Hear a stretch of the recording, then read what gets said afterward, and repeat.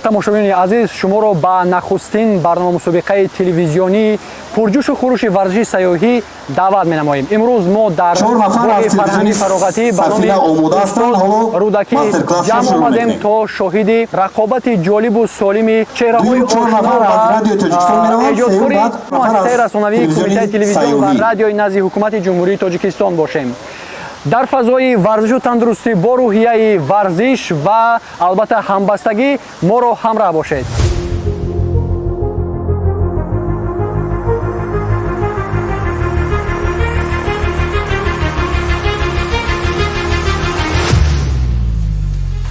субҳи барвақт дар боғи фарҳангии фароғатии устод Рӯдакӣ воқеъ дар қалби шаҳри Душанбеи Дилрабо фазои идона ҳукмфармо буд. роҳбарету намояндагони Кумитаи телевизион ва радиои назди ҳукумати ҷумҳурии Тоҷикистон, телевизиони сайёҳӣ ва ҳунарҳои мардумӣ, телевизиони Сафина ва радиои Тоҷикистон ҳамроҳ бо доварони Федератсияи варзиши сайёҳии Тоҷикистон, ишрокчиён ва гурӯҳи эҷодӣ барои нахустин барнома мусобиқаи телевизионӣ варзиши сайёҳӣ аз намуди роҳнавардии масофавӣ ҷамъ омада омодагӣ мегирифтанд. ин чорабинӣ бо ибтикори муассисаи давлатии телевизиони сайёҳӣ ва ҳунарҳои мардумӣ дар ҳамкорӣ бо Кумитаи телевизион ва радиои назди ҳукумати ҷумҳурии Тоҷикистон, ширкати сайёҳии Амиртур ва мағозаи сайёҳии Пикник роҳандозӣ шуд. ҳадаф тарғиби тарзи ҳаёти солим, рушди намудҳои варзиши сайёҳӣ, муаррифии имкониятҳои боғҳои фарҳангӣ фароғатии пойтахт ва таҳкими равобити дӯстона миёни сохторҳои Кумитаи телевизион ва радио буд.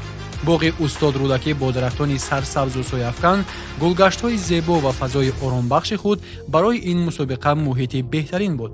ин макон ки ба номи сардафтари адабиёти классики тоҷику форс номгузорӣ шудааст, ҳамарӯза садҳо нафар сокинону меҳмонони Душанбешаҳр аз он дидан мекунанд.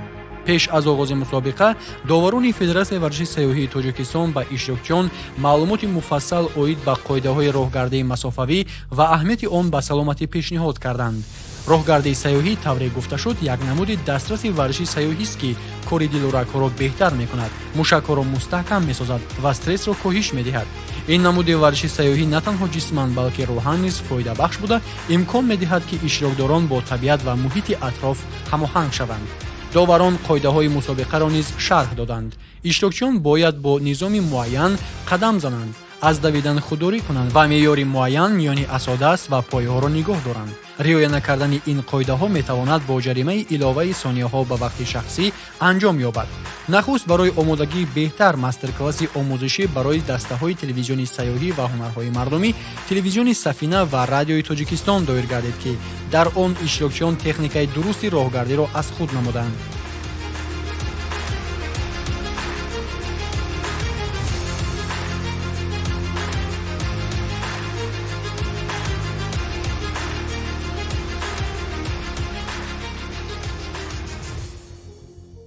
биандагони азиз, ҳоло ба ҳамаи иштирокдорони барнома мусобиқа рақами ягона тақсим карда дода шуд ва ҳоло бошад қисмати омӯзишии мусобиқа оғоз гардид ва аллакай дар ин қисмат иштирокдорон бояд ки тарзи дурусти роҳгардӣ бо асодастҳои сайёҳиро омӯзанд.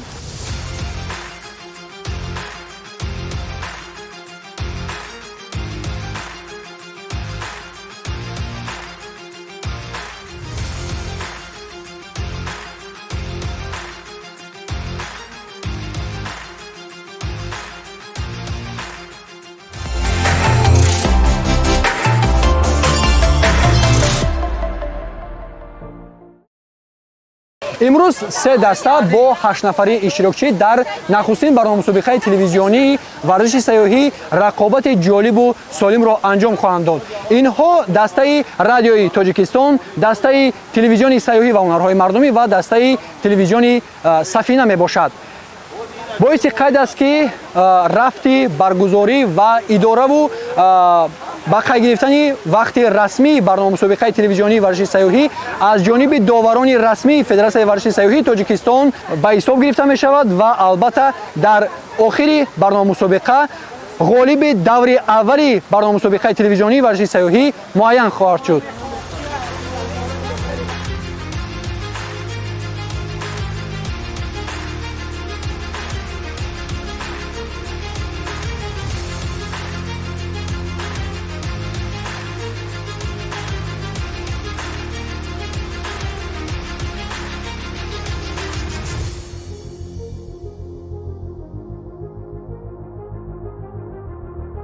ҳоло рақобатҳо аз рӯи намуди аввал яъне намуди инфиродӣ варзиши сайёҳӣ сурат мегирад ва аллакай иштирокдорон барои ин давр омодагии ҷиддӣ дида истоданд ва аллакай пас аз чанд лаҳза оғоз меёбад. моро ҳамроҳ бошед.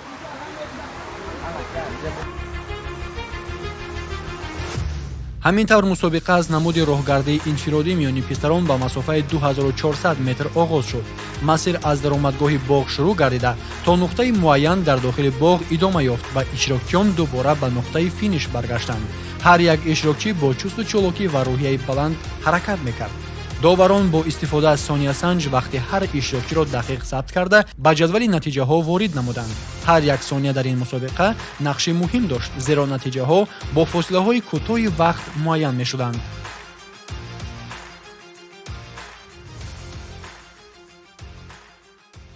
албатта ташкил ва баргузории чунин мусобиқаҳо барои ҳар як инсон ва ё ки ҳар як ташкилоту ҷамъиятҳо бисёр ҳам хуб ва ба маврид мебошад, зеро ҳангоми субҳи содиқ роҳ гаштан махсусан дар боғҳои фарҳангӣ фароғате ки барои фароғат ташкил карда шудааст ба саломатии мо зарур мебошад ва мо бисёр хушҳол ҳастем ки чунин мусобиқаҳо ташкил карда мешавад. ҳамчунин дар баробари мусобиқа миёни дигар телевизионҳо мо метавонем бо онҳо ошноӣ бештар пайдо кунем ва муносибатҳои бештар барқарор кунем. чун ин мусобиқа миёни ташкилотҳо ва муассисаҳои телевизионӣ баргузор мегардад, ин бисёр ҳам ба маврид мебошад, зеро махсусан тарғибгари ҳар як мусобиқа ва ҳар як чорабинӣ ин худи телевизион ва радио мебошад ки метавонад чунин мусобиқаҳоро тарғиб намояд ва иштироккунандагон дар чунин мусобиқаҳо боз ҳам аз миёни ҷамъият бештар гардад.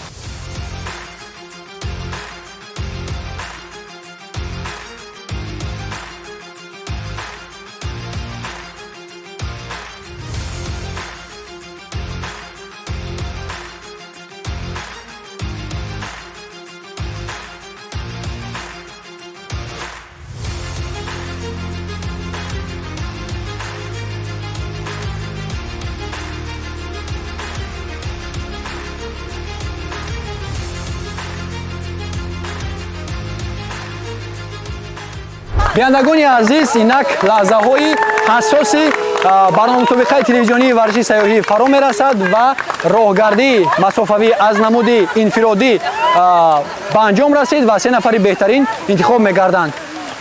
тамоми роҳи тайкардаи онҳо 2400 метрро ташкил медод ва 4 нафарӣ аз ҳар даста иштирок намуданд.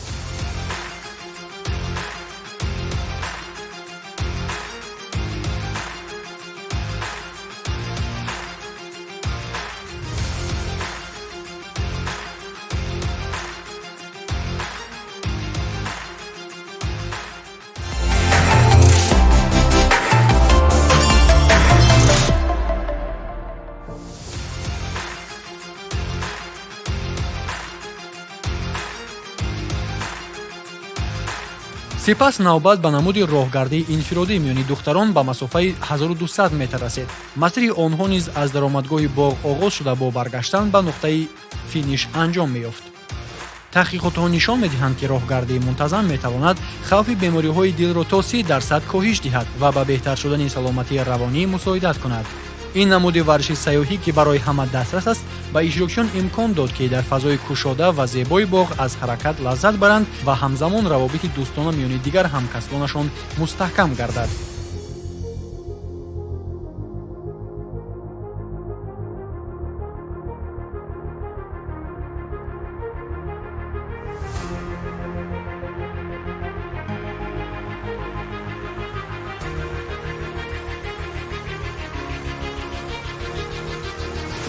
дар ин намуди варзиш якум бор аст ки иштирок мекунам.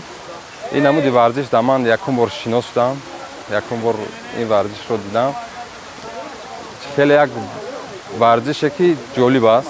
фақат як ҳаракат кардан, почаҳоро дуруст мондан. душвори амин аст ки вақте ки асоҳоро бо пойҳо мондан дар ҷойҳои худ, ҳамин қадр одамро чӣ мекунад? душворӣ медиҳад. бо диққат будан, фақат чусту чолокона ин варзишро метавонӣ иҷро кунӣ.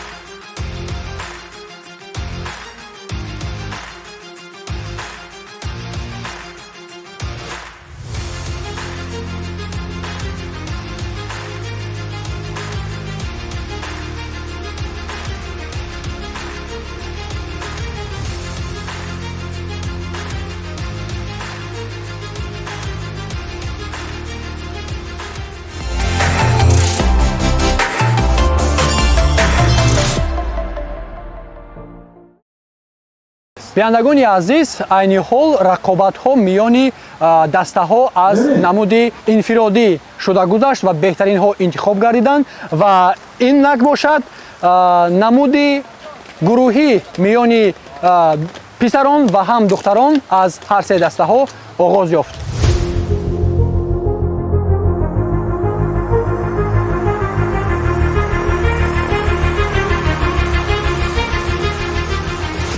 пас аз ҷамъбасти намуди роҳгардии инфиродӣ мусобиқа бо намуди роҳгардии гурӯҳӣ идома ёфт. дастаи телевизиони сайёҳӣ ва ҳунарҳои мардумӣ аввалин шуда ба масир баромад. ин намуд аз иштирокчиён ҳамоҳангӣ, кор дар даста ва риояи қатъии қоидаҳоро талаб мекунад. даста бо ҳамоҳангии мунтазам ҳаракат карда кӯшиш намуданд ки ҳама баробар ба хати марра расанд. доварон вақти гузаришро бо сониясанҷ дақиқ сабт карда ба ҷадвали натиҷаҳо ворид намуданд. таҳқиқотҳо нишон медиҳанд ки фаъолиятҳои дастаҷамъона ба коҳиши стресс ва баланд шудани рӯҳия мусоидат мекунад, ки барои кормандони эҷодии телевизион ва радио, ки аксар вақт дар шароити нишаста ва фикрронӣ кор мекунанд, бисёр муҳим аст.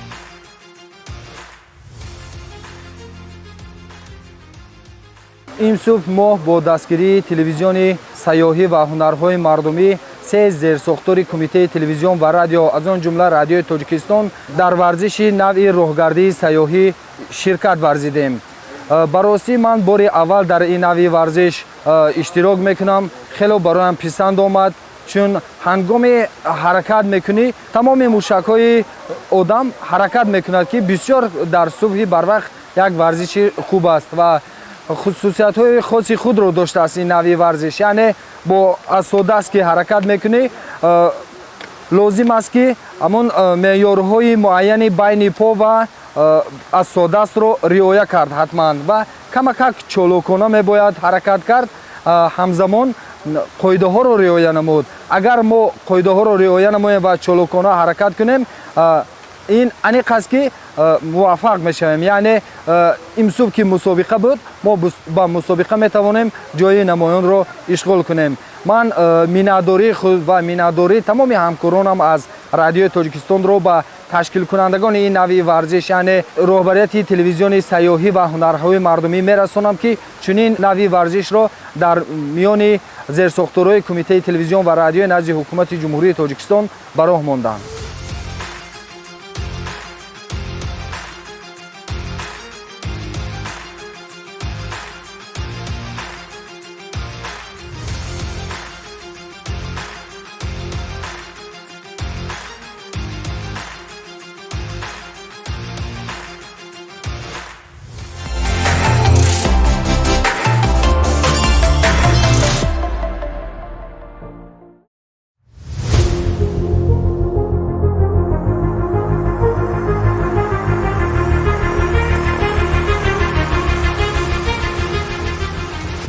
сипас дастаи телевизиони Сафина ба намуди роҳгардии гурӯҳӣ шурӯъ кард. онҳо низ бо маҳорати баланд ва рӯҳияи дастаҷамъона масирро тай намуданд. боғи устодрӯдакӣ бо гулҳои зебо ва фазои фарҳангӣ таъби ҳар як иштирокдори мусобиқаро борида намуд.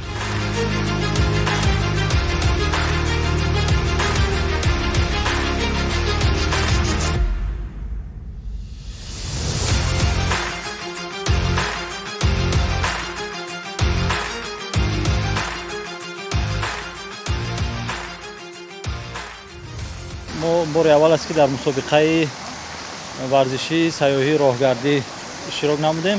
албатта ки ин намуди варзиш ба мо ошност, бас ки мо телевизиони сайёҳӣ ҳастем. дар ин ҷо мо ҳаракат кардем ки ҷои аввалро соҳиб гардем.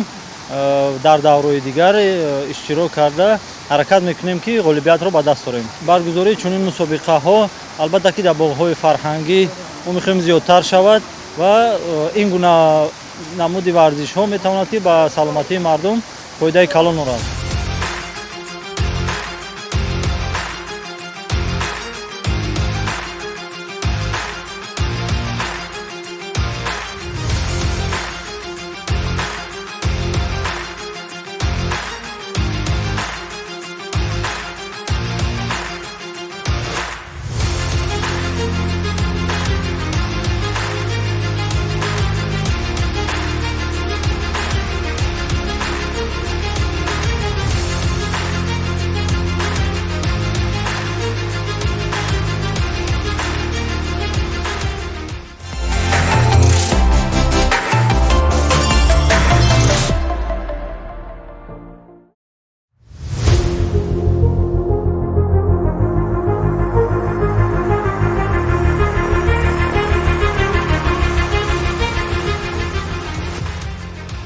мутаассифона дастаи радиои тоҷикистон бо сабаби набудани духтарон дар ҳайати даста аз иштирок дар намуди роҳгардии гурӯҳӣ маҳрум шуд. Ин тасмим аз ҷониби доварони Федератсияи варзиши сайёҳии тоҷикистон қабул гардид то шаффофияти мусобиқа таъмин карда шавад. пас аз анҷоми ҳама намудҳои мусобиқа, сардовари Федератсияи варзиши сайёҳии тоҷикистон Бобомурод Мирзоев ҳолҳоро ҷамъбаст намуда, натиҷаҳоро эълон кард. дастаи телевизиони сайёҳӣ ва ҳунарҳои мардумӣ бо нишон додани маҳорати баланд ва натиҷаҳои беҳтарин ғолиби даври аввал эълон шуд. дастаи телевизиони Сафина ҷойи дуюм ва радиои Тоҷикистон ҷойи сеюмро касб кард. ҳар сония дар ин мусобиқа муҳим буд ва натиҷаҳо нишон доданд, ки омодагии хуб ва иттиҳоди даста калиди муваффақият аст. мусобиқаи варзиши сайёҳӣ аз намуди роҳгардии сайёҳӣ як барномаи силсилавии телевизионӣ буда аз якчанд давр иборат аст. дар оянда он дар дигар боғҳои фарҳангии фароғатии пойтахт идома ёфта, бо ҷалби сохторҳои дигари Кумитаи телевизион ва радиои назди ҳукумати Ҷумҳурии Тоҷикистон роҳандозӣ мешавад. дар марҳилаи ҷамъбастии барнома мусобиқаи телевизионии варзиши сайёҳӣ аз намуди роҳгардии сайёҳӣ беҳтарин дастаҳо бо тӯҳфаҳои арзишманд қадрдонӣ хоҳанд шуд.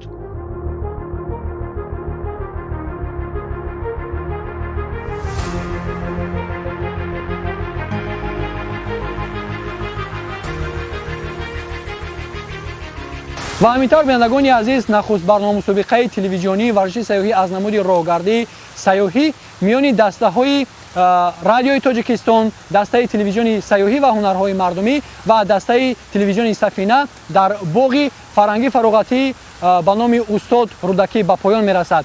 имрӯз аз тарафи доварони Федератсияи варзиши сайёҳии Тоҷикистон ғолиби даври аввали барнома мусобиқаи телевизионӣ муайян гардид, ки он ҳам телевизиони сайёҳӣ ва ҳунарҳои мардумӣ мебошад. инҷо бинандагони азиз, мерасем ба поёни нашри аввали барнома мусобиқаи телевизионии варзиши сайёҳӣ ва шуморо аз ҳамин ҷо ба нашри навбатии силсилаи барномаҳо даъват менамоем, ки дар боғҳои фарҳангии фароғатии шаҳри Душанбе баргузор мегардад.